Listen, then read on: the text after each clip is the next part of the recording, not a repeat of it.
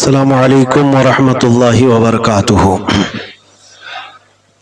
الحمد للہ وکفا وسلام علی حبیبہ المصطفیٰ اما بعد فاعوذ باللہ من الشیطان الرجیم بسم اللہ الرحمن الرحیم۔ یا ایہا الانسان ما غرک بربک الکریم، صدق اللہ مولانا العظیم۔ بارگاہ رسالت معاذ صلی اللہ علیہ وسلم میں درود پاک کا ہدیہ پیش کریں۔ اللہم صلی علی سیدنا و مولانا محمد معدن الجود والکرم وآلہ واصحابہ الکرام وابنہ الکریم وبارک وسلم صلاة دائمة سرمدا ابدا۔ رمضان المبارکہ کی آج آخری رات بھی ہو سکتی ہے۔ ویسے تو جو لیلۃ القدر کے لیے تلاش کی جانے والی 5 طاق راتیں ہیں، ان میں کی آخری طاق رات ہے، اور اگر کل چاند نظر آ گیا تو یہ رمضان کی بھی آخری رات ہو سکتی ہے۔ اللہ تبارک و تعالی ہماری سانسوں کو رمضان اور عطا فرمائے، اور اگر ہماری زندگی کا یہ آخری رمضان ہے تو مولا بغیر بخشے ہوئے اس رمضان کو ختم نہ فرمائے۔ اس رمضان کے ختم ہونے سے پہلے پہلے مولا ہم سب کی مغفرت کا اعلان فرمائے۔ آج رمضان کے جاتے جاتے یہ بات آپ کے سامنے ضرور عرض کرنا چاہوں گا کہ رب تبارک و تعالیٰ قرآن میں فرماتا ہے، اے انسان، تجھ کو اپنے رب سے کس نے دور کر رکھا ہے؟ ما غرک بربک الکریم، تیرا کریم رب ہے، اس کریم رب سے تجھے کس نے دھوکہ دیا ہے؟ کون ہے جو تجھے غافل کر رکھا ہے؟ کون سی چیز ہے جو تجھے دور کر رکھی ہے؟ الذی خلقک فسواک فعدلک فی ای صورت ما شاء رکبک، کتنی بہترین انداز میں اس نے تیری تخلیق کی ہے، تیری پیدائش کی ہے، سب کچھ ٹھیک ٹھاک، بلکہ انسان کی صورت کو کائنات میں سب سے حسین صورت کہا گیا ہے۔ لقد خلقنا الانسان فی احسن تقویم، رب تعالیٰ فرماتا ہے انسان کو ہم نے سب سے بہترین صورت میں بنایا ہے۔ انسان جیسی کوئی دوسری مخلوق ہے ہی نہیں۔ جو اللہ نے تمہیں خوبصورتی دی ہے، جو نظام تمہارے جسم کے اندر رکھا ہے، وہ کسی دوسری مخلوق میں نہیں۔ یہاں تک کہ اللہ کریم نے تمہیں اشرف المخلوقات سے سرفراز فرمایا، یعنی مخلوقات میں سب سے بہتر ہو۔ تم رب تبارک و تعالیٰ کے نائب ہو، خلیفہ ہو، کیونکہ قرآن پاک میں اللہ نے فرمایا کہ انسان کو اللہ تبارک و تعالیٰ نے اپنا خلیفہ بنایا۔ اس کی پیدا کی ہوئی مخلوقات میں فرشتے بھی ہیں، جنات بھی ہیں، حیوانات بھی ہیں، بہت ساری مخلوقات ہیں۔ کسی اور کو اللہ نے اپنا نائب، اپنا خلیفہ نہیں بنایا، انسان کو بنایا۔ انسان اور انسان رب تبارک و تعالیٰ کی قدرت کا اور اس کی قدرت کا ایک عظیم شاہکار ہے۔ انسان کو آج تک کوئی سمجھ نہیں سکا۔ انسانوں میں، انسانوں کی زندگی پر ریسرچ کرنے والے کسی ایک پارٹ پر ریسرچ کرتے ہیں تو ڈاکٹر بنتے ہیں۔ پوری حیات اور پوری اس کے جسم اور اس کے پورے اعضاء پر کون ریسرچ کر پائے؟ آپ کو پتا ہے صرف ہمارے جسم کے اندر جو نسیں ہیں جن میں خون دوڑتا ہے، یہ نسوں کو ہی اگر کھول کر کے پھیلا دیا جائے تو کئی ہزار کلومیٹر کی بن جاتی ہے، کئی ہزار کلومیٹر کی۔ یہ صرف نسیں ہیں، اور ڈاکٹرز بھی جانتے ہیں صرف دماغ کے اندر اتنی نسیں ہیں کہ ایک بار اگر اس کو چھو دیا جائے تو دوبارہ وہ بنائی نہیں جا سکتی، پھر دوبارہ اس کو کوئی نہیں بنا سکتا۔ رب تبارک و تعالیٰ کی قدرت کا عظیم شاہکار تم ہو، اور رب تبارک و تعالیٰ نے قرآن میں فرمایا وَسَخَّرَ لَكُمُ الشَّمْسَ وَالْقَمَرَ دَائِبَيْنِ، یہ چاند اور سورج کو تمہارے لیے مسخر کر کے رکھا گیا ہے، تمہارے لیے بنائے گئے سب۔ وَسَخَّرَ لَكُمُ الْأَنْهَارَ، اور دریاؤں کو تمہارے لیے اللہ نے تمہارا تابع بنایا ہے۔ کبھی دیکھا آپ نے سمندر میں 1 گرام کی کنکری بھی آپ چھوڑ دو تو نیچے چلی جائے، اور ہزاروں ٹن وزنی جہاز اس پر تیرتا ہوا چلا جاتا ہے، مسافروں کو لے کر کے بھی جاتا ہے جہاز، کئی شپ کو گزرتے ہوئے آپ دیکھتے ہوں گے، تو سمندر میں کون ہے جو ان کو چلا رہا ہے؟ قرآن میں رب تعالیٰ فرماتا ہے یہ دریاؤں کو اللہ نے تمہارے تابع کیا ہے، تمہارے نفع کے لیے بنایا ہے۔ وَسَخَّرَ لَكُمُ اللَّيْلَ وَالنَّهَارَ، یہ رات کا آنا، دن کا آنا، یہ سب تمہارے لیے بنایا گیا ہے۔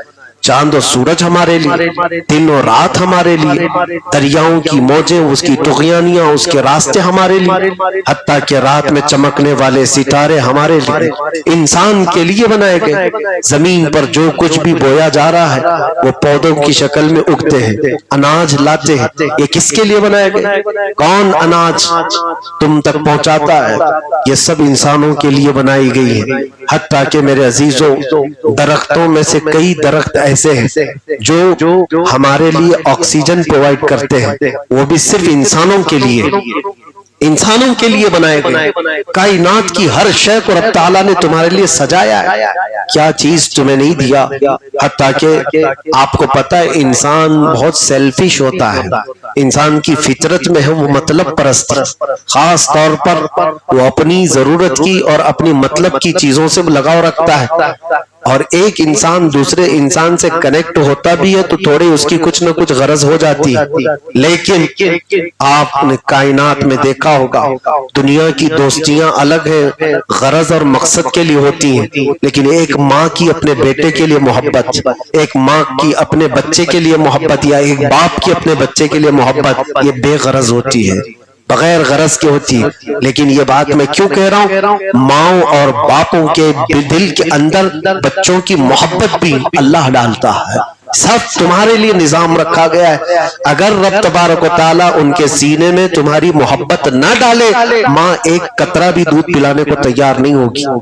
کوئی ماں اپنے بچے کو دودھ نہیں پلائے اگر اللہ تعالیٰ محبت نہ ڈالے۔ تمہاری محبت اللہ نے اس کے سینے میں رکھا ہے، حتیٰ کہ نظام تو دیکھو 9 مہینے تم پیٹ میں رہے اس کے، وہاں پر بھی تمہاری روزی کا انتظام فرمایا، وہاں پر بھی ماں جو کچھ کھاتی ہے وہ بچے کی صحت کے لیے اثر کرتا ہے، اس کے ناف کے ذریعے سے غذا پہنچائی گئی۔ 9 مہینے تمہاری پیٹ کے اندر پرورش، اور اس کے بعد جب دنیا میں آیا تو جانتے ہو وہ 9 مہینے تک ماں کے لیے کیا کیا پروسیس ہو رہا تھا؟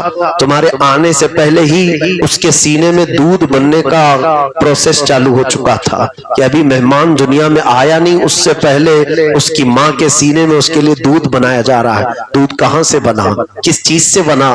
ماں کے جسم کے اندر اس کے خون سے۔ اور قرآن پاک میں اللہ تعالیٰ نے فرمایا ہے، جانوروں کے سلسلے میں فرمایا دودھ کہاں سے نکالتا ہے؟ یخرج من بین بطونہا شراب مختلف الوانہ، نہیں، اللہ تعالیٰ فرماتا ہے وَدَمِ لَبَنًا خَالِصًا سَائِغًا لِلشَّارِبِينَ من بین فرث و دم لبنا خالصا سائغا للشاربین۔ یہ جانوروں کے اندر ان کے غلاظت، ان کا جو پخانہ نکلتا ہے، گوبر ہو، اس کے اور خون کے بیچ میں سے اللہ خالص دودھ نکالتا ہے، نہ اس غلاظت کا رنگ اس میں آئے، نہ مزہ آئے، نہ خون کا رنگ اس میں آئے، نہ مزہ آئے۔ وہ دودھ سب سے خالص چیز، سفید اور نہایت ہی لذیذ۔ ماں کے سینے میں اللہ تعالیٰ نے تمہارے لیے جو دودھ رکھا، اس کا پروسیس تو تمہارے دنیا میں آنے سے پہلے چالو ہو چکا تھا۔ جیسے تم دنیا میں آئے، اس کے بعد ماں کے سینے میں دودھ تیار ہے تمہیں پینے کے لیے، اس لیے کہ ابھی بچے کے منہ میں دانت نہیں، اسے کوئی سخت چیز کھلائی نہیں جا سکتی، تو ماں کے سینے سے وہ نرم غذا اس کے حلق میں پہنچائی جا رہی۔ یہ انتظامات ہمارے لیے کس نے کیا ہے؟ یہ سارا نظام رب تبارک و تعالیٰ نے تمہارے لیے فرمایا۔ تمہارے بچپن کے اور تمہاری جوانی آنے تک رب تعالیٰ نے تمہاری ہر چیز کی حفاظت فرمائی۔ بلکہ کائنات میں کبھی ہوتا کیا ہے، جس چیز کے ہم ہیبیٹیٹ ہیں، عادت ہے جس چیز کی، وہ تعجب میں نہیں لگتا، ورنہ بزرگوں نے فرمایا انسان کا زمین پر کھڑا ہونا ہی بہت تعجب کی بات ہے۔ 2 ٹانگوں پر یہ پورا جسم لے کر کھڑا ہوتا ہے، کبھی ڈس بیلنس نہیں ہوتا، کبھی گرتا نہیں، یہ خود میں ایک بہت بڑا عجوبہ ہے۔ لیکن کیونکہ ہم روز یہ چیز دیکھتے ہیں تو تعجب نہیں لگتا، کبھی ہمیں حیرت نہیں ہوتی۔ تم خود میں جو ٹھہرتے ہو، چلتے ہو، پھرتے ہو، یہ سب چیزیں ایک عجائبات سے کم نہیں ہے، یہ سب رب تبارک و تعالیٰ کا بنایا ہوا نظام۔ یہ ساری تمہید میں اس لیے آپ کے سامنے رکھا۔ پھر قرآن پوچھتا ہے یا ایھا الانسان ما غرک بربک الکریم، اس کریم رب سے تجھے کس نے دور کر دیا، اس کریم رب سے تجھے کس نے غافل کیا ہے؟ آج اس پروردگار عالم کی طرف تو آنے سے کتراتا کیوں ہے؟ راستے کاٹ کیوں لیتا ہے؟ جب صدائیں پکاری جاتی ہیں، بلاتی ہیں مسجد سے آوازیں، تو پیٹ کیوں پھیر لیتا ہے؟ وہی آواز ہے، یہ وہی آواز ہے جو تو پیدا ہونے کے دن ہی سنا تھا اپنے کان میں۔ اللہ اکبر، اللہ اکبر۔ رب تبارک و تعالیٰ کی طرف بلائے جانے والی وہ وہی آواز کیوں تم بھول گئے؟ کون ہے جو تمہیں بھلایا ہے؟ میں بتاتا ہوں میرے عزیزوں، اس چیز کی طرف توجہ دینے کی ضرورت ہے۔ کوئی تو چیز ہے جو دور کرتی ہے، کوئی تو چیز ہے جو ہمیں غافل کرتی ہے۔ وہ کون سی چیز ہے جس نے ہمیں دور کیا ہے؟ اور قرآن پاک میں رب تعالیٰ نے خود اس کا جواب بھی ارشاد فرمایا۔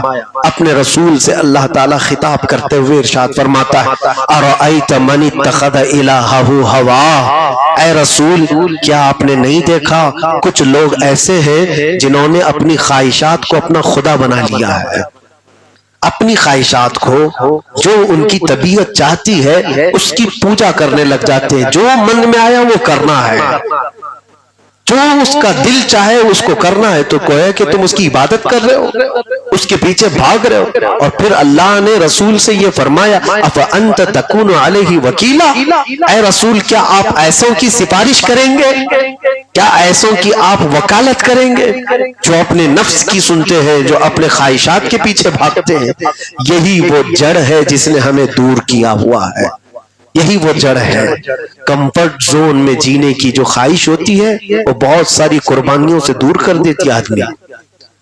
ظاہر سی بات ہے، ہر ایک کو آرام پسند ہے، ہر ایک کو جائیداد پسند ہے، مال و دولت پسند ہے، منصب اور رتبے پسند ہے، اور اس پسند کی بنیاد پر وہ بہت ساری قربانیوں سے دور رہ جاتا ہے۔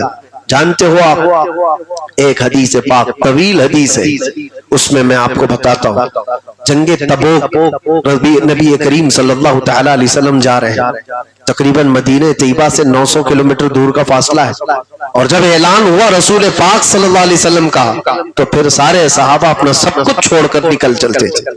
کون سی خواہش، کون سی طبیعت، سب چیزیں۔ اعلان ہوا نبی کریم صلی اللہ علیہ وسلم تبوک جا رہے جہاد میں، صحابہ سب چل پڑے۔ 3 صحابی ایسے ہیں جن کا ذکر حدیث پاک میں ہے، وہ مدینے میں رہ گئے۔ کس لیے رہ گئے؟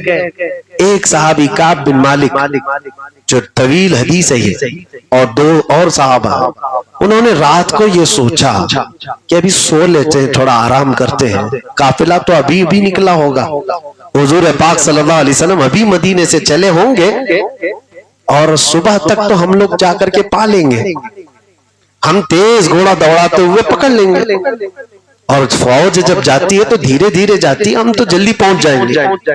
رات میں مزے سے سو گئے، قافلہ نکل چکا تھا۔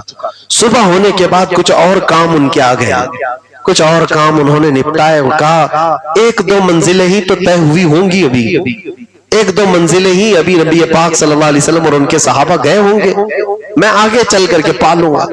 3 لوگ صحابہ میں سے ایسے تھے جن کی تقریباً سوچ ایسی ہی بنی ہوئی تھی کہ پالیں گے، جان بوجھ کر کے نہیں، جان بوجھ کے نہیں۔ رات کو آرام کرنا تھا، صبح کچھ اور کام آیا، پھر دوپہر میں یہ خیال آیا کہ بہت لمبا نہیں گئے ہوں گے، شام ہوئی تو اب کہیں قافلہ نہیں، اس کی خبر بھی نہیں، کتنی منزلیں طے ہو چکی، تو وہ رہ گئے نہیں۔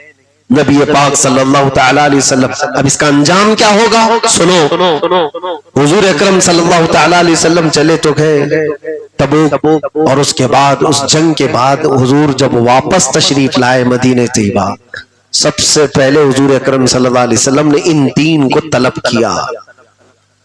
وہ نبی برحق ہیں، رحمت للعالمین ہیں، بلکہ ہر امتی کی خبر رکھنے والے رسول ہیں، تو اپنے صحابہ اپنے غلاموں کی کیسے خبر نہ رکھتے؟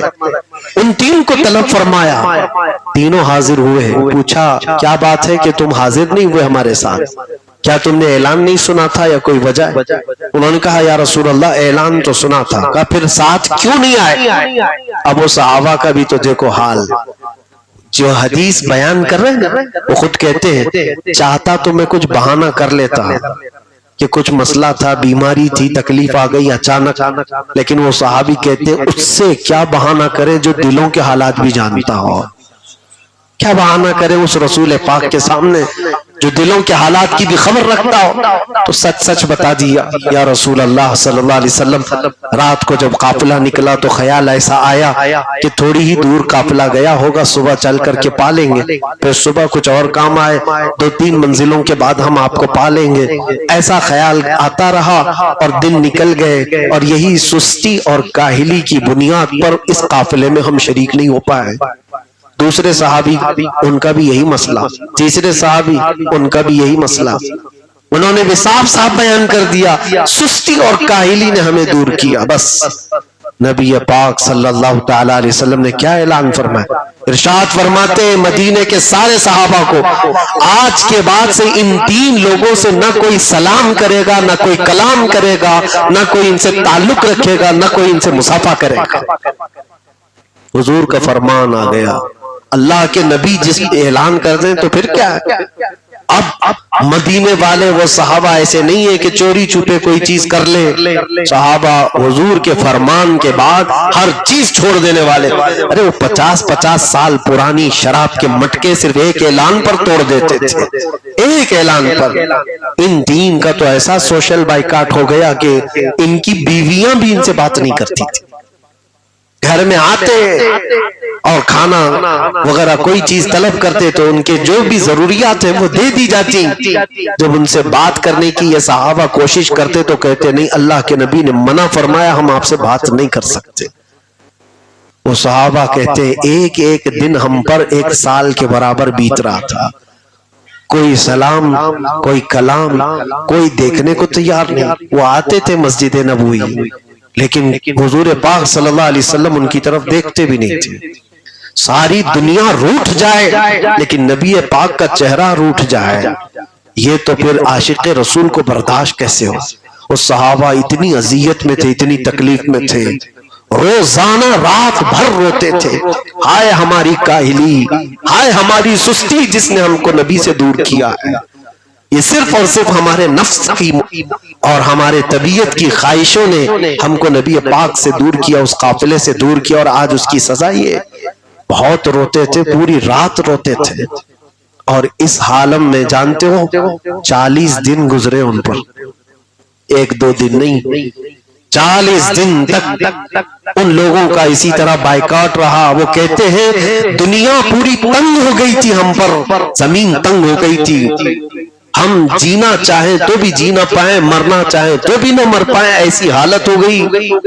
کیونکہ ظاہر سی بات ہے صحابہ کی انجمن میں رہ کر کے پھر ان سے دوری, نبی پاک کے سامنے رہ کر کے بھی حضور کا چہرہ ایک بار بھی ان کی طرف نہ ہو تو کیسی تکلیف ہے, کیسی تکلیف. ایک دن پھوٹ پھوٹ کر کے رو پڑے ہیں, بہت روئے. صحابی دعا کرنے لگے کہ مولا اس سے بہتر ہے کہ یہ دنیا سے ہم کو اٹھا لے, اس زمین کو اور دنیا کو جس طرح ہم پر تنگ ہو کیا گیا ہے, مولا اب ہمارے لیے طاقت برداشت زیادہ باہر ہو گئی. اللہ کریم نے ان پر رحم فرمایا. نبی کریم صلی اللہ علیہ وسلم پر صبح فجر میں آیتیں نازل ہوئی جو 11ویں پارے میں, وَعَلَى الثَّلَاثَةِ الَّذِينَ خُلِّفُوا حَتَّى إِذَا ضَاقَتْ عَلَيْهِمُ الْأَرْضُ بِمَا رَحُبَتْ. اللہ تعالیٰ فرماتا ہے وہ 3 جن کے لیے زمین تنگ کر دی گئی تھی, سخت ہو گیا تھا ان کے لیے, جو پیچھے رہ گئے تھے حضور سے. لَقَدْ تَابَ اللَّهُ عَلَى النَّبِيِّ, اللہ تعالیٰ نے فرمایا کہ اللہ تبارک و تعالیٰ نے نبی پاک کو یہ حکم دیا کہ اللہ نے ان کی توبہ قبول فرما لی, معاف کر دیے گئے. لیکن 40 دن, اب آپ سوچو وہ صحابی رسول ہیں جن کے قدموں تک کوئی غوث بھی نہیں پہنچ سکتا, وہ صحابی رسول ہیں. اور صحابہ صرف تھوڑی سی سستی اور کاہلی کی بنیاد پر جو ان کے اقوال ہیں وہ فرماتے ہیں کہ ہم نے اپنی سستی اور اپنی کاہلی کی بنیاد پر یہ ماجرا دیکھا تو ہمارا اور تمہارا شمار کہاں ہے. ان پر جب وہ حالت آ گئی تو طبیعت کی یہ خواہشات اور ہمارے نفس کی جو خواہشات ہیں یہی ہیں جو ہم کو رحمان سے دور کرتی ہیں. اسی لیے اللہ کے نبی صلی اللہ علیہ وسلم نے 5 نمازوں میں سے ایک نماز کے لیے خاص طور پر فرمایا جہاد کے برابر ثواب ہے. ایک نماز ہے، فرمایا جو ٹھنڈیوں میں فجر کی نماز کے لیے اٹھ کر گھر سے چلتا ہے اسے جہاد کا ثواب ہے. کیوں؟ وہ اپنے نفس کو مار کر کے جاتا ہے. ہر ایک کی طبیعت چاہتی ہے گرم بستر چاہیے، نرم کھانا چاہیے، ہر ایک کی طبیعت چاہتی ہے، لیکن وہ اپنی طبیعت اور اپنی خواہشات کو مار کر کے جب نکلتا ہے تو رحمان رب تبارک و تعالیٰ اسے بہت بڑا اجر و ثواب عطا فرماتا ہے. یہ ساری باتوں کا خلاصہ یہی ہے کہ کوئی ایسی چیز ہے جو ہمیں ان تمام نیکیوں سے دور کرتی ہے، اس کا علاج ضروری ہے. امام اہل سنت فاضل بریلوی رضی اللہ تعالیٰ جب مدینہ طیبہ حاضر ہوئے ہیں، ایک بات میں آپ کو بتا دوں، ایک بات ہمیں تو یہاں پتہ نہیں کیا کیا چیزیں دور کر دیتی ہیں. دکان چالو ہے، اذان ہو گئی، گراہک زیادہ ہے، اسے یہ لگتا ہے بعد میں بھی پڑھ لوں گا، نماز کا وقت تھوڑی نہ کہیں جا رہا ہے، گراہک چلے گئے تو کہاں سے آئیں گے. تم نے اپنے گراہک کو، اپنے بزنس کو میرے رب کی عبادت پر ترجیح دی. تمہیں پتہ نہیں رزق دینے والا وہی رزاق ہے، وہ نہیں دیتے ہیں جو آ رہے تمہاری دکان پر. اور اگر کوئی بندہ اپنی تجارت کو چھوڑ کر کے اللہ کی عبادت کے لیے بھاگے بھاگے آیا، اگرچہ اس کا تھوڑا بظاہر نقصان لگتا ہو، بزرگوں نے فرمایا مولا فرشتوں کو گراہک بنا کر اس کی دکان پہ بھیجتا ہے کہ نہیں میرا بندہ سب دنیا چھوڑ کر میرے پاس آیا، اس کو قلاش اور مفلس ہونے مت دینا. رب تبارک و تعالیٰ اس کا انتظام فرماتا ہے. لیکن یہاں لوگوں کو ایسا، یہ طبیعت کی خواہشات کی مار ایسی ہے کہ وہ چھوڑ کر کے ہٹتا نہیں. کسی دوسری جگہ مصروف ہے، کسی دوسری جگہ خیالات میں مصروف ہے، یا کسی ایسی میٹنگ میں بیٹھا ہوا ہے، اللہ تبارک و تعالیٰ کی طرف بلاوا آیا، چھوڑ کر کے نہیں گیا. صحابہ کا حال تو ایسا تھا. ایک صحابی ہیں وہ لوہے کا کام کرتے تھے. جانتے ہو لوہے کا کام کرنے والے لوہے کو آگ میں تپاتے ہیں، اور جب وہ پورا لال ہوتا ہے تو پھر اس پر ہتھوڑا مارتے ہیں، کیونکہ جب پورا لوہا گرم ہوتا ہے تبھی اس کو شیپ دیا جا سکتا ہے. اور اگر لوہا ٹھنڈا ہو گیا تو پھر اتنی دیر کے لیے اس کو انتظار کرنا ہے گرما ہو اس کو. اور لوہے کو آگ میں تپا کر کے جب ہتھوڑا مارا جا رہا ہو، ہتھوڑا اٹھا، آواز آئی اللہ اکبر، وہ ہتھوڑا پیچھے پھینک دیتے کہ نہیں ایک مار لوں، آگ ٹھنڈی ہونے سے پہلے، لوہا ٹھنڈا ہونے سے پہلے شیپ دے لوں، اذان کے بعد ابھی نماز کے لیے وقت تو نہیں. اس آواز کے بعد وہ ایک ہتھوڑا بھی مارنا پسند نہیں کرتے، اس کے بعد میرے لیے رزق صحیح نہیں ہے. وہ نکل جاتے تھے، لوہا ٹھنڈا ہو جائے بعد میں ہو جائے گا.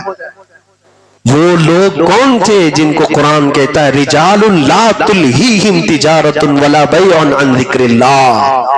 یہ وہ لوگ ہیں جن کو دنیا کی کوئی خرید و فروخت اللہ کے ذکر سے نہیں روک سکتی. یہ وہ لوگ تھے. میں اعلیٰ حضرت کی بات کر رہا تھا، مدینہ طیبہ گئے، حاضری بارگاہ مصطفیٰ میں نبی کریم صلی اللہ تعالیٰ علیہ وسلم کے دربار میں آج بھی جاتے ہیں، ساری دنیا لے کر کے جاتے ہیں. دنیا پوری ہاتھ میں ہی ہے موبائل. اس وقت تو فون اور موبائل نہیں تھے، لیکن اس کے باوجود جانتے ہیں اعلیٰ حضرت مدینہ طیبہ میں رہتے رہتے ایک دن وطن کا خیال آیا.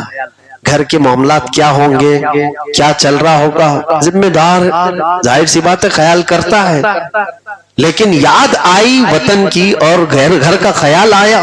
تھوڑی ہی دیر کے بعد اپنے آپ کو کوسنے لگے، احمد رضا تو کہاں ہے اور کہاں کا سوچ رہا ہے؟ کون سی چیز ہے جو تجھے مدینے سے بھی باہر لے کر جا رہی ہے؟ اور روتے روتے پھر یہ کلام لکھا تھا، یاد وطن ستم کیا دشت حرم سے لائی کیوں، بیٹھے بٹھائے بد نصیب سوئے حرم سے لائی کیوں، پھر کے گلی گلی تباہ ٹھوکرے سب کی کھائی کیوں، دل کو جو عقل دے خدا تیری گلی سے جائے کیوں. تھوڑا سا خیال بھی آتا وطن کا تو ان بزرگوں کا حال یہ تھا. کہ یہ خیالات ہمیں غافل کر دیتے ہیں، یہ خیالات ہمیں اللہ اس کے رسول سے دور کر دیتے ہیں. یہاں تو پوری دنیا ہی لے کر بیٹھے ہوتے ہیں، پوری دنیا ہی، بلکہ بارگاہ مصطفیٰ میں کتنوں کی حاضری تو میں نے دیکھا ہے، نعوذ باللہ، وہ ویڈیو کال پہ ہی ہو رہی ہوتی ہے. حضور کی جالیوں کے پاس سے گزر رہے ہیں، سب کے فون آن ہیں، اور پتہ نہیں کس کو دکھانا ہے.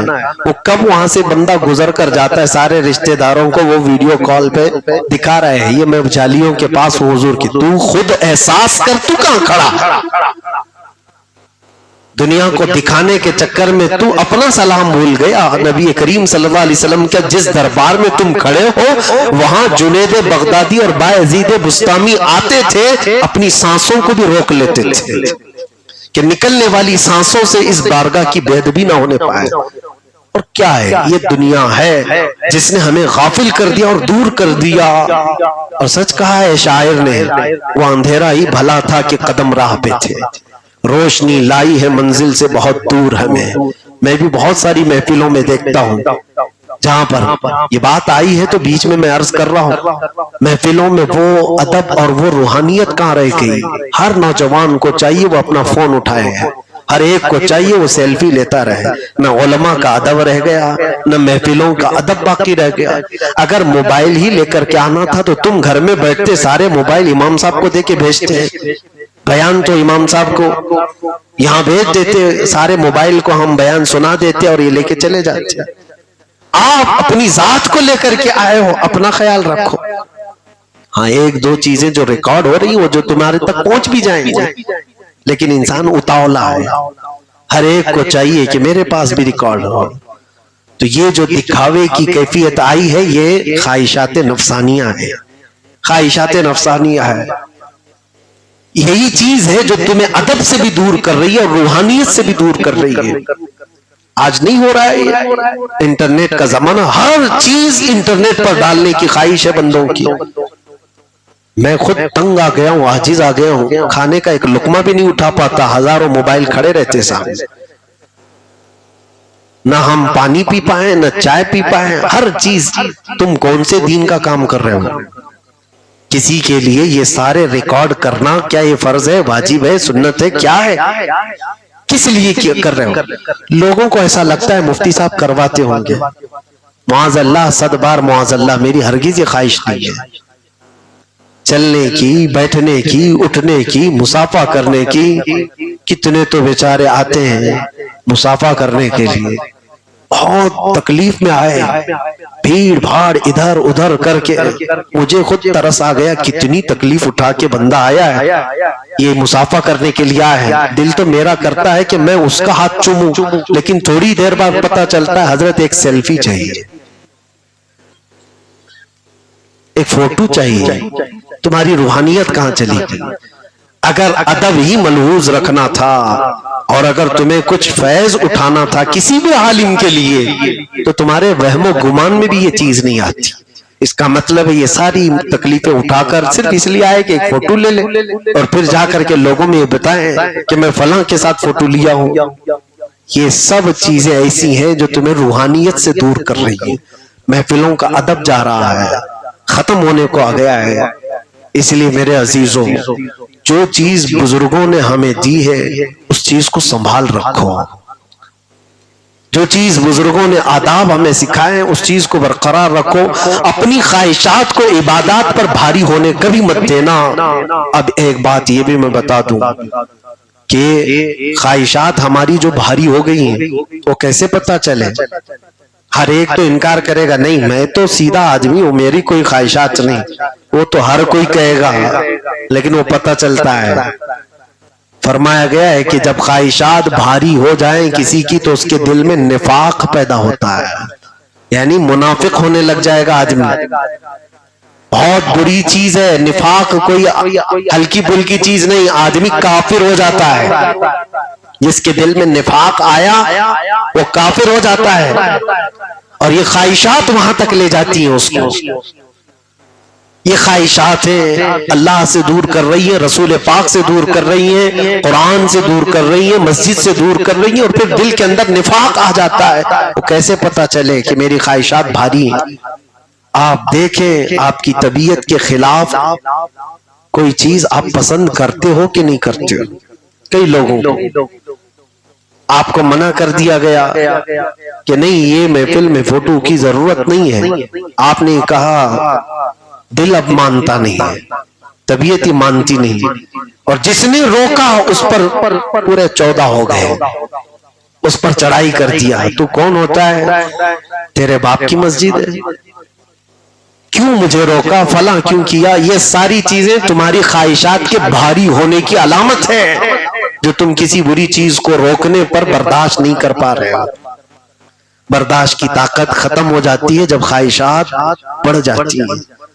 میرے عزیزوں، اس چیز سے نکلنا ہے، اللہ کریم کی بارگاہ میں قریب ہونے کے لیے مسجدوں میں کتنا وقت دیتے ہو یہ بھی آپ محسوس کرو۔ امام غزالی نے فرمایا جس کا دل کالا ہو جاتا ہے اس کا دل مسجد میں نہیں لگتا، جس کا دل کالا ہو جاتا ہے وہ قرآن زیادہ پڑھ نہیں سکتا، جس کا دل کالا ہو جاتا ہے وہ خیرات اللہ کی بارگاہ میں نہیں کر پاتا۔ یہ سب علامتیں اگر اپنے اندر آئی ہیں تو سمجھ لو کہ خواہشات نے ہمارے دل کو کالا کر دیا ہے۔ طبیعتوں کی یہ جو خواہشات ہیں یہ ہمیں اللہ اور اس کے رسول سے دور کرتی جا رہی ہیں۔ وہ کیسا زمانہ تھا صحابہ کا، انہوں نے اپنی ساری خواہشات کو حضور کے قدموں پر قربان کر دیا تھا، کوئی اپنی کوئی ایسی چیز نہیں رکھی انہوں نے۔ نبی پاک صلی اللہ تعالیٰ علیہ وسلم کی رضا کے بعد پھر کوئی چیز نہیں۔ مجھے کبھی کبھار حیرت ہوتی ہے، ایک نہایت کالے رنگ کے صحابی مدینے میں، ان کو کوئی بیٹی بھی نہیں دے رہا تھا، حضور نے ایک گھر میں بھیجا، انصار صحابہ میں سے ایک صحابی کی بیٹی جو خوبصورت تھی، بہت خوبصورت تھی، ایک ہی بیٹی۔ حضور نے یہ کالے رنگ کے صحابی کے نکاح کا پیغام اس صحابی کے گھر بھیجا کہ جاؤ تم پیغام لے کر کے جاؤ، وہ بھی میرے صحابی ہیں، شوہر بیوی ان کی بیٹی اچھی ہے، اگر وہ تجھے دے دے تو نکاح ہو جائے۔ یہ صحابی گئے، جا کر کے ان سے کہا آپ کی بیٹی کے رشتے کا پیغام لائے ہو۔ کس نے بھیجا؟ اللہ کے نبی نے بھیجا۔ ماں اور باپ ہیں، تھوڑا تو دل میں آتا ہے کہ داماد کو دیکھیں کیسا ہے، داماد دیکھو تو نہایت کالے رنگ کا جو ہونے جا رہا ہے، اور بیٹی نہایت خوبصورت۔ صرف انہوں نے اتنا کہا تھا کہ ہم بعد میں بات کر لیں گے، لیکن اندر جو جوان بیٹی تھی اس نے سن لی۔ وہ صحابی تو چلے گئے، ان کو عادت تھی، وہ کہتے ہر جگہ سے تو لوگ ریجیکٹ کرتے ہی تھے، منع کر ہی دیتے تھے، ان کے لیے تعجب کی بات نہیں تھی۔ وہ چلے گئے، اندر سے بیٹی آتی اپنے ماں باپ سے کہتی بابا کون آیا تھا؟ کہا ایک جوان آیا تھا۔ کہا کس لیے؟ تیرے نکاح کا پیغام لے کر۔ تو آپ نے کیا کہا؟ کہا میں نے کہا بعد میں بات کر لیں گے۔ کس نے بھیجا تھا؟ اللہ کے نبی نے۔ اس لڑکی نے کہا بابا کیوں آپ نے ٹال دیا؟ کہا دیکھ تو صحیح کون سی میچنگ ہے، کیا ہے دونوں کے درمیان۔ اس لڑکی نے کہا بابا کس خطا میں ہو آپ نے آنے والے کو دیکھا، یہ نہیں دیکھا بھیجا کون ہے۔ کائنات کا وہ حسین چہرہ، آمنہ کا لال تاجدار مدینہ جس نے بھیجا، آپ نے اس کے حکم کا خیال نہیں فرمایا۔ ماں باپ کو بیٹی بتا رہی ہے، اپنی خواہشات نہیں ہوتی عورتوں کی، اپنی خواہشات نہیں ہوتی، لیکن وہ کیسی بیٹی تھی کہ جس نے اپنی ساری خواہشات کو حضور کے ایک بات پر قربان کر رکھا تھا۔ کہا جو نبی نے بھیجا اس کے بعد پھر دیکھنا کیا ہے۔ اور ماں اور باپ نے بیٹی کی یہ بات سنی تو دوڑے دوڑے مسجد نبوی آئے، حضور کے پاس آئے، کہا یا رسول اللہ معاف کرتے ہیں، ہم نے ان کا پیغام ایکسپٹ کرنے میں، قبول کرنے میں تاخیر کی، اس کی معافی ہمیں معاف کر دے۔ اللہ کے نبی صلی اللہ علیہ وسلم نے معاف فرمایا، اور اس لڑکی سے اس نوجوان صحابی کا نکاح ہو گیا مدینہ طیبہ میں، لیکن رخصتی نہیں ہوئی۔ یہ نکاح ہوا تھا، حضور پاک صلی اللہ علیہ وسلم نے صحابہ سے کہا کہ میرا یہ جوان صحابی غریب ہے، اس کے پاس مال و دولت کچھ بھی نہیں، بہت غریب تھے وہ صحابی۔ حضور نے صحابہ کو رغبت دلائی کہ اس کو کچھ پیسے دے دو، یہ کچھ سامان خریدے اور اپنا گھر بسائے، آج شادی ہوئی دلہن کو لائے گا۔ سارے صحابہ نے ملا کر کے ان کو پیسے دیے، وہ لے کر مزے سے گئے بازار میں۔ یہ وہی دن تھا جس دن جنگ احد میں جانے کا طبل بج چکا تھا۔ اعلان ہو گیا تھا اچانک کہ مشرکین مکہ مدینے پر چڑھائی کر دیے ہیں، اور حضور سب کی صفیں لگانے لگ گئے کہ چلو احد کی طرف جانا ہے۔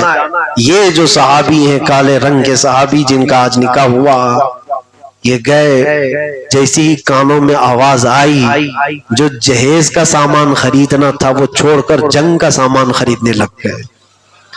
کبھی ان کے ہاتھ میں تلوار، قیمتی تلوار، نیزے، بھالے آئے نہیں تھے، سب خرید لیا جتنے پیسے تھے۔ لوہے کی خود جو ٹوپی پہنتے وہ، لوہے کا زیرہ پہن لیا، سب پورے بدن پر۔ کبھی ان کو یہ چیزیں ملی نہیں تھی، گھوڑا بھی خرید لیا، اور ایک بہادر جنگجو کی حیثیت سے میدان جنگ میں ڈائریکٹ آ گئے۔ اور جب لڑائی چل رہی تھی، یہ صفوں کی صفوں کو درہم برہم کر رہے تھے۔ نبی پاک صلی اللہ علیہ وسلم دور بیٹھے دیکھ رہے تھے، کوئی صحابی ان کو نہیں پہچان رہے تھے، کیونکہ چہرے پر لوہے کی وہ زرہ پڑی ہوئی تھی، خود پہنے ہوئے تھے، جسم کے اندر الگ لباس تھا، گھوڑا تھا۔ حضور نے صحابہ سے پوچھا یہ جو جوان لڑ رہا ہے نہایت بہادری سے، کون ہے یہ؟ صحابہ پیچھے لگ گئے، دیکھا آگے پیچھے دائیں بائیں، اور آ کر کہا یا رسول اللہ یہ مدینے کا نہیں لگتا ہے، باہر سے کوئی آیا ہوا ہے، ہم میں سے نہیں ہے، کہ نیا کوئی لگ رہا ہے۔ حضور مسکرائے، کہا اس کی کہنیوں سے میں پہچان رہا ہوں، عبداللہ اسود ہے میرا صحابی، میں نے اس کو آج اس کے جہیز کے پیسے دیے تھے گھر بسانے کے لیے، جنگ کا اعلان کیا سنا، اس نے جنگ کا سارا سامان خرید لیا ہے، سب لے لیا۔ عزیزان گرامی، تاریخ جب میں پڑھتا ہوں، اپنی خواہشات کو حضور کے قدموں پر کیسے نچھاور کر دیا۔ کس کی خواہش نہیں ہوتی آج سہاگرات ہے، گھر بسائیں گے، دلہن لائیں گے، شادی ہوئی ہے؟ نہیں، ان کے دل میں، ان کے جگر میں کیسا یہ مضبوط ایمان تھا کہ ساری خواہشات کو قربان کر کے صرف نبی کی رضا کے لیے وہ عمل کر جاتے تھے۔ میدان جنگ میں آئے، شام ہونے سے پہلے پہلے ظالموں نے ان کو بہت ہی دردناک انداز میں شہید کر دیا تھا، ان کا سر الگ ہو چکا تھا۔ وہ صحابی جن کا نکاح ہو گیا تھا، ان کا سر الگ ہو گیا تھا۔ اور جب حضور اکرم صلی اللہ علیہ وسلم شام کے وقت صحابہ کو دیکھنے کے لیے نکلے تھے، تو گزرتے ہوئے دیکھا یہ جوان صحابی لوہے کی زرہ پہنے ہوئے ہے، اور ٹوپی سر پر جو ہے لگی ہوئی ہے لوہے کی، سب لباس ویسی ہی لیکن گردن کٹی ہوئی ہے۔ جیسی ہی ان کی لاش کے قریب آئے، نبی پاک صلی اللہ علیہ وسلم زمین پر بیٹھ گئے۔ حضور زمین پر بیٹھ گئے، پیچھے صحابہ اور بھی کھڑے تھے، اور بیٹھ کر جو منظر ہے میرے عزیزو، دل کرتا ہے اللہ کے نبی صلی اللہ علیہ وسلم نے ان کا سر اٹھایا اور اپنی گود میں رکھ لیا، ان کے چہرے سے دھول کو صاف کیا۔ جو نہ بھولا ہم غریبوں کو رضا، یاد اس کی اپنی عادت کیجیے۔ وہ رسول کائنات ان کے چہرے کو گرد و غبار سے صاف کرتے ہیں، اور پھر یہ آیت تلاوت کرتے ہیں، من المؤمنین رجال صدقوا ما عاہدوا اللہ علیہ۔ مومنوں میں سے، ایمان والوں میں سے کچھ مرد وہ ہیں جنہوں نے اللہ سے کیا ہوا وعدہ پورا کر کے دکھا دیا ہے۔ صحابہ کہتے ہیں اس صحابی کی، عبداللہ اسود کی لاش کو دیکھ کر، ان کی شہادت کو دیکھ کر، اور پھر حضور کی گود میں ان کا سر دیکھ کر ہم کو یہ رشک ہونے لگا، کاش عبداللہ اسود کی جگہ ہماری گردن کٹی ہوئی ہوتی، حضور کی گود ملی ہوتی، اور حضور اپنے ہاتھوں سے گرد و غبار صاف کر رہے ہوں۔ عزیزان گرامی وقار، یہ باتیں میں اس لیے عرض کر رہا ہوں کہ وہ صحابہ تھے جنہوں نے اپنی خواہشات کو کبھی غالب آنے نہیں دیا، کبھی غالب آنے نہیں دیا۔ آج جس چیز نے ہمیں دور کیا ہے وہ ہمارے مال و دولت کی محبت ہے، ہمارے گھر بار کی محبت ہے، ہمارے اہل و عیال کی محبت ہے، جس نے ہمیں بہت ساری قربانیاں دینے سے دور کر رکھا ہے۔ ظاہر سی بات ہے، جب کبھی اسلام، بانی اسلام، قرآن اور اللہ رب العزت اسلام دین اسلام پر جب باتیں آئیں، کبھی کوئی ایکشن لینے کی بات آتی ہے تو سب سے پہلے یہ سارے دائرے دیکھنے پڑتے ہیں۔ بیوی کا کیا ہوگا، بہن کا کیا ہوگا، چھوٹے بھائی کا کیا ہوگا، ماں باپ کا کیا ہوگا، یہ ساری باتیں تو آتی ہیں ذہن میں۔ میرے عزیزو ایک بات یاد رکھو، مجھے ایک صاحب نے پوچھا تھا آپ جس طرح سے نڈر ہو کر آگے بڑھتے چلے جاتے ہیں، چھوٹے بچے اور ماں باپ بھائی بہن ان سب کا بھی خیال کیا کرو۔ میں یہ بات کہتا ہوں ضرور خیال کرتے، لیکن ہم جس مسلک اور جس مذہب پر چل رہے ہیں، صحابہ اکرام رضوان اللہ تعالی علیہ مجمعین اور اولیاء کاملین، ان کے بھی تو بیوی بچے تھے، ان کا بھی تو گھر بار تھا، ان کی بھی تو جائیدادیں تھی، بلکہ ان کا حال تو یہ تھا، ایک صحابیہ ایسی بھی آئی تھی بارگاہ مصطفیٰ میں 1.5 سال کا دودھ پیتا بچہ لے کر، کہا یا رسول اللہ اس کو بھی قبول کر لے۔ سارے صحابہ جا رہے ہیں میرا یہ بچہ لے کر کے جائیں، پوچھا کیا کیا جائے اس کا، وہ کہتی ہے میرے گھر میں کوئی اور مرد بچا نہیں ہے سوائے اس بچے کے، میں چاہتی ہوں کہ کسی مجاہد صحابی کے ہاتھ میں میرا بچہ دے دے، جب دشمنوں کی طرف سے تیر چلے تو میرا بچہ ڈھال کے کام تو آ سکتا ہے۔ کیا جگر تھا ان کا، کیا کلیجہ تھا ان کا۔ میرے عزیزو آج ہم یہ جو سوچتے ہیں کہ ان کا کیا ہوگا، ان کا کیا ہوگا، بہت سارے لوگ تو یہ کہنے لگ جاتے ہیں۔ مجھے تو ایک بار کی یاد ہے بات، ایک جگہ میں گیا تھا، ابھی بیان بھی نہیں ہوا، کچھ بھی نہیں، نوجوان بہت سارے ہیں، لیکن صدر صاحب دھیرے سے کان میں بولنے لگے حضرت شہادت پہ بیان مت کرو ذرا۔ کیوں؟ ڈر ہے اس بات کا کہ بات کریں گے تو لوگوں کے اندر جذبہ آ جائے گا۔ میں نے کہا تو تم پھر گھر میں ہی مر جاؤ، ہم تو اسی پر بیان کرنے آئے ہیں، یہی بیان کریں گے۔ شہادت، جذبہ شہادت یہ کوئی بزدلوں کی بات ہے؟ یہ اللہ کے نبی صلی اللہ تعالی علیہ وسلم سے محبت رکھنے والا ان تمام چیزوں سے کترا کر کے نہیں نکلتا۔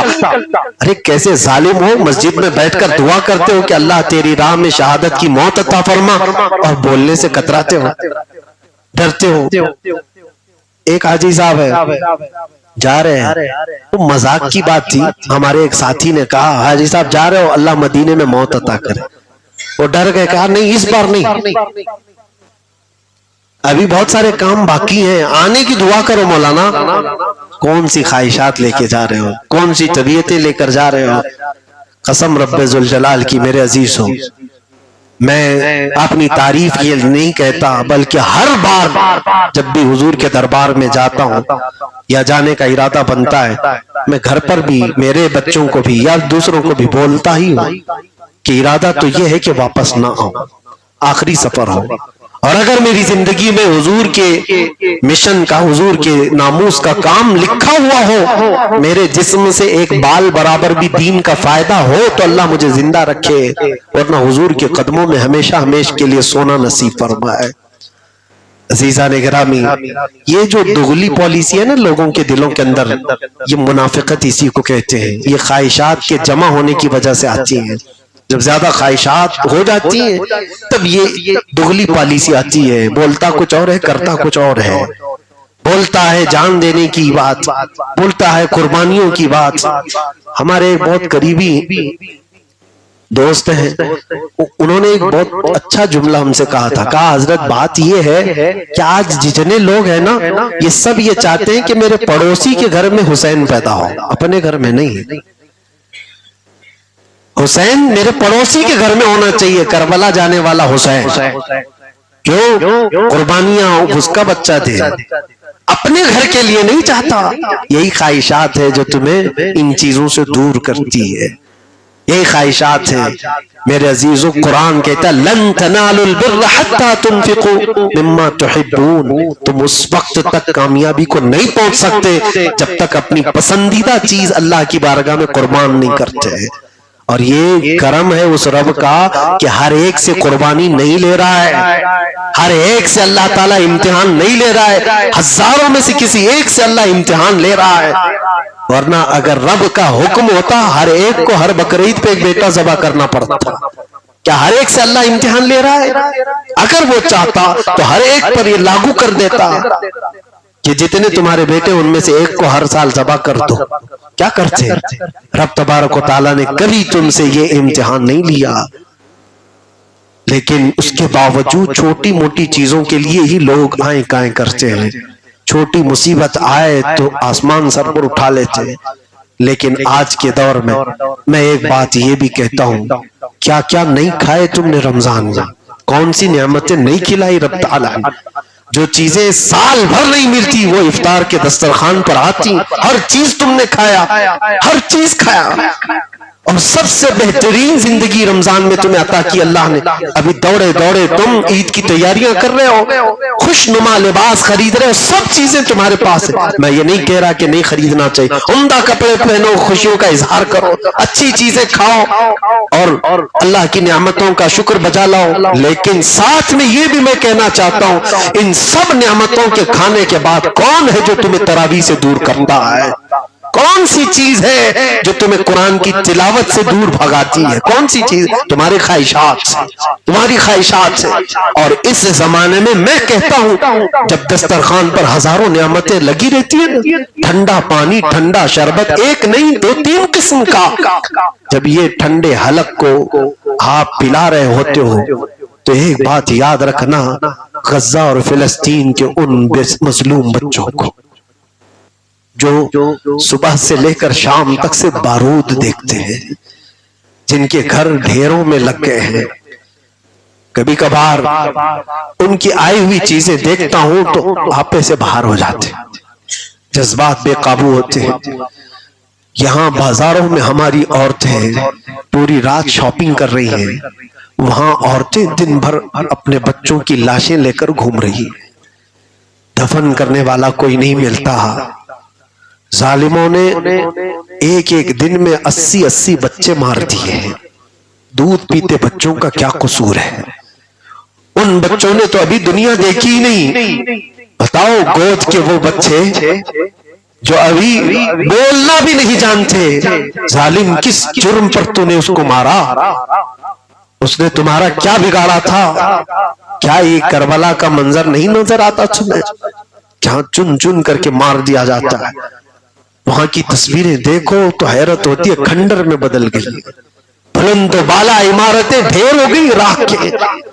لیکن ان سب کے باوجود وہاں کے رہنے والوں کا ایمان سلامت ہے، وہ ابھی ضمیر زندہ ہے. مجھے ہلا دیتی ہے باتیں. ایک جوان لڑکی 22 سال یا 23 سال کی لڑکی ہو، وہ یہ لکھ کر کے گئی ہے، کہتی ہم روز رات نقاب پہن کے سوتے ہیں، حجاب پہن کے سوتے ہیں، اس لیے کہ کس رات بم گرے، کب ہمارے گھر پر موت آئے ہمیں پتہ نہیں. روز رات کو موت کا رقص دیکھ رہے، روزانہ ہم ظالم ناچ رہے ہیں، اور ہمیں ڈر لگتا ہے کہ کہیں دوسرے دن موت ہو تو ہم بے پردہ اللہ کی بارگاہ میں نہ چلے جائیں. ارے وہ موت کی تیاریوں میں بھی نقاب پہن رہے ہیں. اور ہمارے پاس اللہ نے سب طرح کی نعمتیں دی ہیں، لیکن ہمارا جوان اکڑ کر کے گھوم رہا ہے. اسے تو شب قدر میں بائک رائیڈنگ کرنی ہے، اسے تو بڑی راتوں میں عیاشیوں میں گزارنے ہیں. اٹھو وہ گر نہ حشر نہ ہوگا پھر کبھی، دوڑو کہ زمانہ چال اپنی چل گیا. آؤ باز آ جاؤ اے نوجوانوں، اپنے دل کا علاج کرو. جگہ جگہ کے تھک چکے ہیں تمہیں یہ ہنگامے، نشاط لذت خواب گراں بدل ڈالو. غلط روی سے منازل کا بہت بڑھتا ہے، مسافروں رویش کارواں بدل ڈالو. یاد رکھنا، اپنے نبی سے محبت کرتے ہو تو کل حضور کا سامنا کرنا ہوگا. اگر نبی پاک صلی اللہ علیہ وسلم نے تم سے یہ پوچھا، بتا اے جوان تو نے اپنی جوانی کہاں خرچا کی، کیا بتاؤ گے، کیا کہو گے؟ اگر نبی پاک نے یہ پوچھا کہ جب دنیا نہتے بچوں کو مار رہی تھی اس وقت تو انٹرنیٹ پر کھیل رہا تھا، تو گیموں میں رات بھر مصروف تھا، اللہ کے نبی صلی اللہ تعالی علیہ وسلم کی بارگاہ میں کھڑے ہونے کی سکت ہے؟ ہمارے اندر وہ طاقت ہے؟ نہیں ہے تو آج بدلنے کی ضرورت ہے. اپنے دلوں کے اندر رقت پیدا کرو، اللہ تبارک و تعالیٰ وہ دن لائے گا. یہ جو ظلم ہے وہ ایک نہ ایک دن ختم ہوگا، ایک نہ ایک دن ختم ہوگا. صرف امتحان ان مظلوموں کا نہیں، پوری کائنات کے مسلمانوں کا ہے. تمہارا بھی امتحان ہے، تمہارا بھی امتحان ہے. تم اپنی یہ نشاط لذت خواب گراں جس کو کہا گیا ہے، لمبی نیند سونے والی جو بے ہوشی تو ہم پر طاری ہوئی ہے، کسی چیز پر اٹھتے نہیں، کسی چیز پر اٹھتے نہیں۔ حضور کو گالیاں دے دے، قرآن کو اوراق کو پھاڑ دے، اسلام کو تتر بتر کرنے کی باتیں ہو، تمہارے کانوں پر جو نہیں رہنگتی تو پھر سمجھ لو مردہ لاشیں ہیں، کسی کام کی نہیں ہے یہ چیزیں، یہ چلتی پھرتی لاشیں ہیں، اور اس پوری بھیڑ بھاڑ سے کچھ نہیں ہونا ہے۔ طوفان نوح لانے سے اے چشم کیا فائدہ، دو بوند ہی بہت ہیں گر تجھے اثر کرے۔ میں یہی کہتا ہوں بھیڑ بھاڑ سے کچھ نہیں ہونے والا ہے، ایمان والا ایک ہو تو کائنات کو پلٹنے کے لیے بھی کافی ہے۔ ایمان پیدا کرو اور آ جاؤ اللہ رب العزت کی بارگاہ میں۔ یقیناً میں کئی دنوں سے یہ بات بول بھی رہا ہوں اپنے بیانات میں، تم نے دنیا کو منانے کی بہت کوششیں کی لیکن دنیا مانتی نہیں ہے، کوئی نہ کوئی تو ناراض ہو ہی جاتا ہے۔ سارے دوستوں کو تم راضی نہیں کر سکتے، سارے گھر والوں کو تم راضی نہیں رکھ سکتے، ایک مسجد کا امام اپنے پورے مقتدیوں کو راضی نہیں کر سکتا، ایک کمیٹی والا اپنی پوری کمیٹی کو راضی نہیں رکھ سکتا۔ یہ دنیا ہے، کوئی نہ کوئی تم سے ناراض رہے گا ہی۔ وجہ کیا ہے؟ تم ان کو منانے کے چکر میں کیوں اپنی لائف برباد کر رہے ہو؟ یہ دنیا کبھی نہیں مانتی، چھوڑ دو ان کے حالات پر، ہاں آ جاؤ، وہ رب ہے جو صرف ایک سجدے پر مان جاتا ہے، ایک سجدے پر راضی ہوتا ہے، اور اگر تم نے اس کو راضی کر دیا تو پوری کائنات کے دل میں اللہ تمہاری محبت ڈال دیتا ہے، لوگوں کے دلوں کو تمہاری طرف پھیر دیتا ہے۔ تو لوگ کیا کہہ رہے ہیں؟ دوستوں کے لیے کتنوں کو میں جانتا ہوں اپنے ماں باپ کو چھوڑ دیا ہے، کتنے جوان ایسے ہیں جو اپنی ماں کے پاس بیٹھنا نہیں چاہتے، باپ کے پاس بیٹھنا نہیں چاہتے، کیوں؟ دوستوں کے ساتھ وقت گزارنا ہے، دوستوں کے ساتھ عیاشی کرنی ہے، انہیں تو گھر برا لگنے لگتا ہے۔ کانٹے ہیں کیا تمہارے گھر میں جو اپنے والدین کے ساتھ بیٹھ نہیں سکتے دوسروں کے ساتھ؟ لیکن جن دوستوں کے لیے تم نے اپنے سگے ماں باپ کو ٹھکرایا تھا، اپنا گھر بار چھوڑا تھا، یہ وہ دوست ہیں جو صرف تیرے پیسوں کے مطلبی ہے، تیرے منصب کے مطلبی ہے، جہاں تجھ سے سب چیز کھو گئی، جہاں تیرے سے سب چیزیں لٹ گئی، تو پھر دیکھنا کتنے باقی رہتے ہیں، سب راستہ کاٹنے لگتے ہیں کہ یہ تو کلاش ہے، بیچارہ کنگال ہے، اس سے دوستی رکھو گے تو روز قرضے مانگے گا، سب دوستی چھوٹ جاتی ہے۔ اور ایسے کنگال اور ایسے کلاش سے کوئی دوستی کرتا ہے تو وہ آمینہ کا لال ہے، تاجدار مدینہ صلی اللہ علیہ وسلم ہے، وہ سنتے بھی ہیں، محبت بھی کرتے ہیں۔ مجھے وہ بات رلا دیتی ہے، ایک خاتون مدینے کی، ذہنی توازن ٹھیک نہیں تھا، پاگل تھی، بڑبڑ بہت زیادہ کرتی، بولتی زیادہ تھی، کسی کو بھی پکڑ لے تو کچھ بھی بولتی۔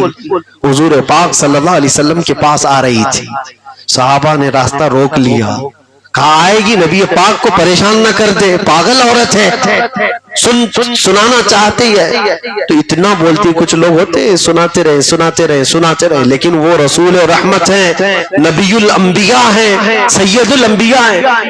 صحابہ ظاہر سی بات ہے حضور کے احترام کا بہت اہتمام کرتے تھے، راستہ روک لیا، حضور نے فرمایا چھوڑو اس کو آنے دو۔ کہا یا رسول اللہ پاگل عورت ہے، بہت بولتی ہے، کینچی کی طرح زبان چلتی ہے۔ حضور نے فرمایا چھوڑ دو، آنے دو۔ صحابہ نے پھر راستہ روکا تو میرے نبی نے کیا فرمایا جانتے ہو؟ میں جانتا ہوں پورے مدینے میں کوئی اس کی سنتا نہیں ہے، اگر میں بھی نہ سنوں تو وہ کس کو سنائے گی، کس سے بات کرے گی؟ وہ قریب آئی اور اس کے مزاج کے حساب سے جیسے پاگل پن پہ بولتی جائے، اور نبی رحمت کان لگا کر توجہ سے سن بھی رہے، صحابہ رونے لگے، حضور پاک صلی اللہ تعالی علیہ وسلم ایسے سن رہے ہیں جیسے اس کو بہت اہمیت دی جا رہی ہے۔ یہ میرے نبی کے اخلاق تھے۔ آج میں یہ اس لیے بتا رہا ہوں کہ سننے والا وہ رسول ہے جو آج بھی تمہارے انتظار میں ہے، اور تم سنانے کسی اور کو نکلے ہو، اپنے درد کی بپتا، اپنے درد کی داستانیں جھوٹے نیتاؤں کے پاس لے کر جاتے ہو جو تمہارا مذاق اڑاتے ہیں بعد میں۔ یہاں سوائے لالی پاپ دینے کے کچھ نہیں کیا جاتا۔ وہ رسول رب العالمین، وہ رسول رحمت للعالمین، جب ان کے دربار میں کوئی غریب آتا ہے، غلام آتا ہے، تو حال ان کا یہ ہے، آتا ہے فقیروں پہ انہیں پیار کچھ ایسا، خود بھیک دیں اور خود کہیں منگتے کا بھلا ہو۔ आओ उसी दरबार में। जिन चीजों ने हमें दूर किया है उन चीजों का इलाज करो। ये ख्वाहिशात तुम्हें कहीं की नहीं छोड़ेंगी। हुजूर पाक सल्लल्लाहु ताला अलैहि वसल्लम के लिए तड़पने वाला दिल पैदा करो। अल्लाह करीम की बारगाह में लंबा सजदा करने वाली वो पेशानी पैदा करो। कौन है जो तुम्हें बार बार सजदे से उठकर भागने की बात करता है? अपना दिल करता है तो उसे कोसो, उसे मारो कि नहीं, मैं मेरे रब का पैदा किया हुआ हूं, अगर सजदा उसका ना करूं तो फिर किसका सजदा करूं? और रब तबारक व तआला ने जो दिल दिया है वो रसूल पाक की मोहब्बत के लिए दिया है। अगर ज्यादा उनकी याद ना आए तो फिर किसकी याद आए? ये दो चीजें अपने अंदर पैदा करो, अल्लाह करीम तुम्हारे लिए कामयाबियां रखा है। आला हजरत की ये बात याद करो। और इसी पर मैं गुफ्तगू खत्म करता हूँ। सर है दिल है वो दिल जो तेरी याद से मामूर रहा, सर है वो सर जो तेरे नाम पे कुर्बान गया।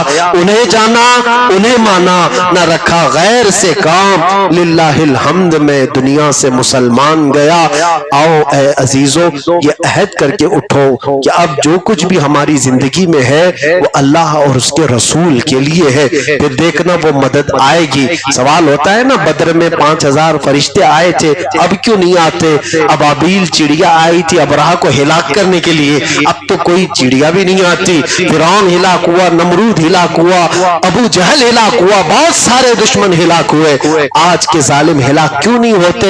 हिलाक जरूर होंगे। ईमान तो तुम पैदा करो। ला तहीनु वला तहज़नु व अंतुमुल आला इन कुंतुम मुमिनीन, जिसका सीधा मतलब अगर मैं अशआर की जुबान में कहूं तो इकबाल ने जो कहा है वो सच है। कहां कहां तुम इलाज देखते चले जाओगे कि मोहम्मद से वफा तूने तो हम तेरे हैं। ये जहां चीज है क्या, लौहो कलम तेरे हैं। उठो कुव्वते इश्क से हर पस्त को बाला कर दो, दहर में नामे मोहम्मद से उजाला कर दो। लब्बैक या रसूल अल्लाह, लब्बैक या रसूल अल्लाह, लब्बैक या रसूल अल्लाह। जिक्र हम मुख्तसर अंदाज में करें और उसके बाद दुआ करेंगे। आप तमाम हजरात